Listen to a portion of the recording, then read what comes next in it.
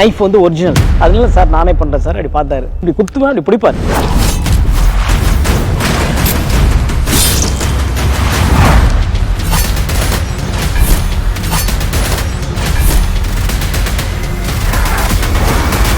Jailer unlock super star నటించిన mega block buster Jailer unlock BTS documentary English sub titles తో ఇప్పుడు మీ sun next లో చూసి ఆనందించండి. ఇప్పుడే యాప్ ని డౌన్లోడ్ చేసుకోండి.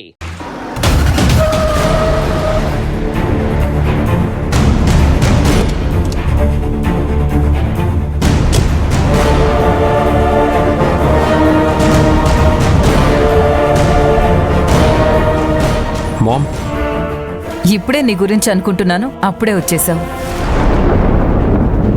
ఇవేంటి మామ్? డబ్బులు. ఈ డబ్బులు ఈరోజు నువ్వు ఎవరికి ఇచ్చావు? ఆనంద్కి జీతం ఇవ్వమని చెప్పి నేనే మిత్రకిచ్చాను. మిత్ర ఈ డబ్బులు నీకిచ్చి ఆనంద్కి ఇవ్వమని చెప్పిందా? మామ్, ఈ డబ్బులు నా చేతికి ఎలా వచ్చాయని కాదు, ఆనంద్కి ఎందుకు ఇచ్చావనేదే నా క్వశ్చన్. నేను మన ఇంట్లో పనిచేసే వర్కర్స్ అందరికీ ఈరోజు జీతం ఇచ్చాను. అలాగే అనుకుని ఆనంద్కి కూడా ఇచ్చావా మామ్? ఇచ్చాను. అందులో తప్పే ఉంది? తప్పు ఏముందా? నువ్వు ఆనందిని ఒక పని మనిషిలాగా చూస్తున్నావా మామ్? పని చేయడానికి వచ్చింది. దాదాపు 1 నెల రోజులు మన ఇంట్లో పనిచేసింది. అందుకే నేను తనకు జీతం ఇచ్చాను. ఆనంది నా దగ్గరకు వచ్చి, సార్ నాకు జాబ్ లేదు, మీరే ఏదో ఒక జాబ్ ఇప్పించండి అని నన్ను అడగలేదు మా. నువ్వు హెల్తీ ఫుడ్ తినాలని డాక్టర్ చెప్పారు, అందుకే ఆనందిని రిక్వెస్ట్ చేసి ఇంటికి పిలిపించాను. మనకి హెల్ప్ చేయడానికి వచ్చిందే కానీ మనం ఇచ్చే ఈ జీతానికి ఆశపడి కాదు. అసలు తనను మనం ఏ రోజైనా ఒక పని మనిషిలాగా చూసామా? మన ఇంట్లో మనిషిగానే చూసాం కదా. ఏం మాట్లాడుతున్నావు మహేష్? తను మన ఇంట్లో మనిషి ఎలా అవుతుంది? తనకి మనకి ఏంటి సంబంధం? ఏదేమైనా నువ్వు చేసింది తప్పు. నేను ఆనందిని ఇంటికి పిలిపిస్తాను, నువ్వు తనకి సారీ చెప్పు.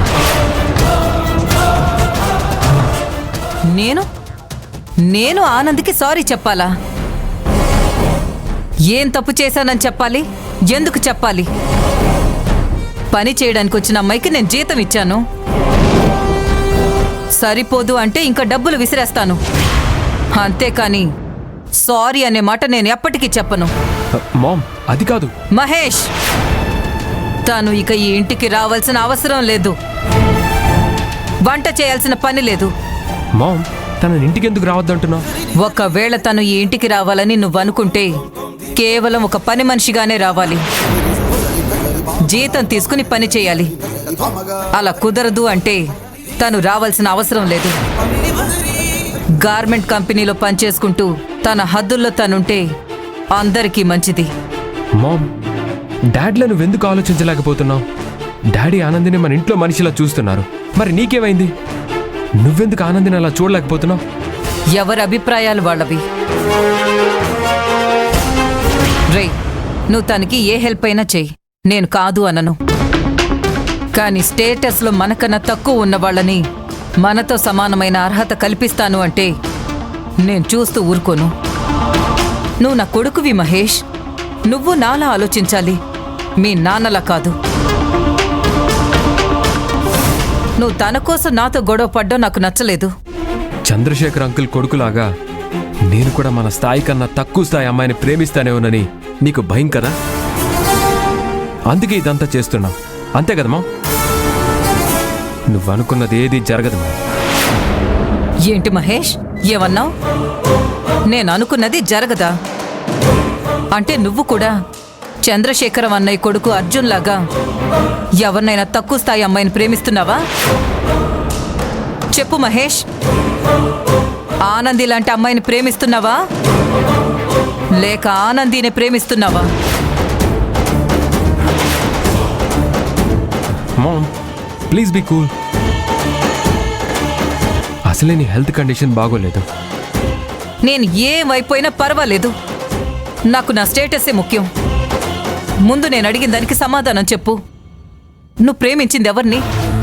ఇప్పుడేంటి మామ్, నేనెవరిని ప్రేమించానో నీకు తెలియాలి, అంతే కదా? చెప్తాను. నేను చెప్పిన తర్వాత మీరు ఏ నిర్ణయమైనా తీసుకోండి. మామ్, నేను ప్రేమించింది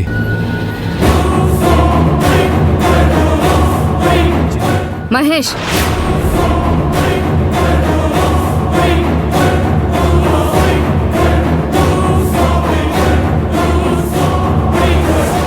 ఏంటి మహేష్, ఇక్కడేం జరుగుతోంది? తల్లి కొడుకులు ఇలా గొడవ పడుతున్నారేంటి? సత్య, నా కొడుకు ఆ ఆనంది కోసం నన్ను ఎదిరించి మాట్లాడుతున్నాడు. నువ్వైనా నా కొడుకు అర్థమయ్యేలా చెప్పు. ముందు నువ్వేం చెప్పావో అది చెప్పు మా. Stop it Mahesh. మీ అమ్మ ఆరోగ్యం బాగోలేదని నీకు తెలుసు కదా, తన హెల్త్ కండిషన్ ఏంటో నీకు తెలుసు కదా. అయినా ఎందుకు మీ మమ్మీతో ఆర్గ్యూ చేస్తున్నావు? మీ మమ్మీకి ఏదైనా అయితే నువ్వు తట్టుకోగలవా చెప్పు? సత్య, నాకు ఏమైనా పర్వాలేదు, కానీ వీడు ఈరోజు ఎవరిని ప్రేమిస్తున్నాడో నాకు తెలియాలి. చెప్పు మహేష్, నాకు సమాధానం చెప్పు. పార్వతి, ఇప్పుడు ఇవన్నీ మాట్లాడటం కరెక్ట్ కాదు. నా మాట విను. మహేష్, మనం ఈ విషయం గురించి తర్వాత మాట్లాడదాం. ముందు నువ్వు లోపలికి వెళ్ళు.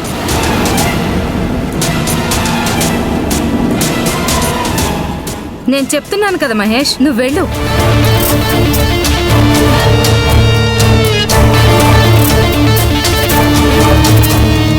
అసలు ఇక్కడ ఏం జరుగుతుంది?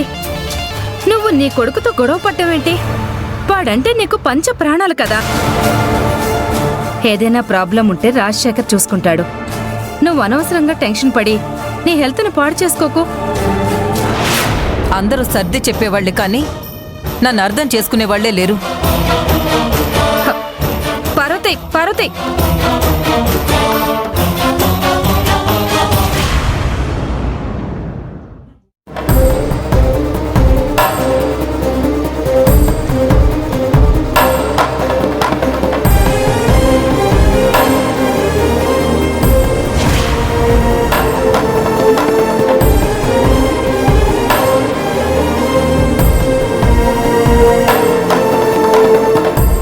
ఆనంది, ఏంటి ఆనంది, ఇంకా అదే ఆలోచిస్తున్నావా? డ్యూటీ టైం అయిపోయింది, వెళ్దాం పదా. ఆ మిత్ర మేడం అన్న మాటల గురించి ఆలోచిస్తున్నావా? ఆమె అందరి ముందు అలా మాట్లాడకుండా ఉండాల్సిందే. నేను వాళ్ళన్న మాటల గురించి కాదు ఆలోచిస్తుంది. మరింక దేని గురించి ఆలోచిస్తున్నావు? పార్వతీ మేడం నన్ను పని మనిషిలా చూశారా అని తెలిసి తట్టుకోలేకపోతున్నాను. చాలా బాధగా ఉంది. నువ్వెందుకలా అనుకుంటున్నావు? పార్వతీ మేడం నువ్వు కష్టాల్లో ఉన్నావని సాయం చేయడానికి ఆ డబ్బులిచ్చి పంపించారేమో. అక్కడ మేడం ఉద్దేశం మంచిదే అయి ఉండొచ్చు, కానీ మిత్రా గారే ఈ అవకాశాన్ని తనకి తగ్గట్టుగా మార్చుకుని నిన్ను కావాలనే అందరి ముందు అవమానించాలని అలా మాట్లాడారు. ఇదే విషయం నువ్వు మహేష్ సార్తో మాట్లాడావు కదా, ఆయన ఏమన్నారు? ఆయన కూడా అదే అన్నారు.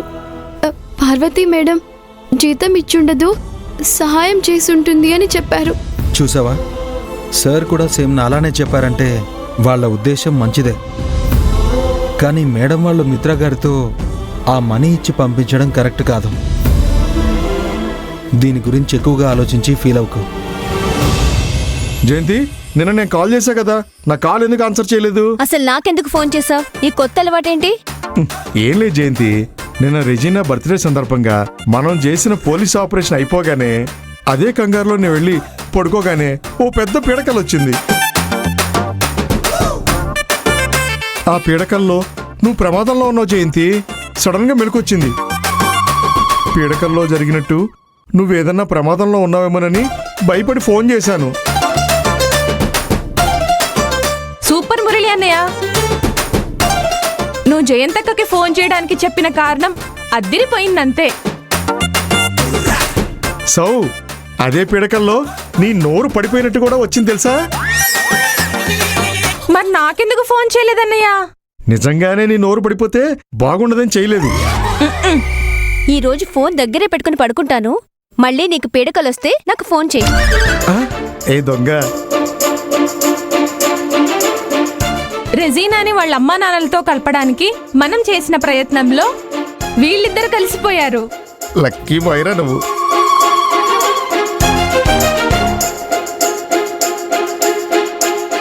ఏ నువ్వు నోరు మీవే, ఎప్పుడు ఏదొకటి వాగుతూనే ఉంటావు. బావా బాగానే డెవలప్ అయ్యావురా.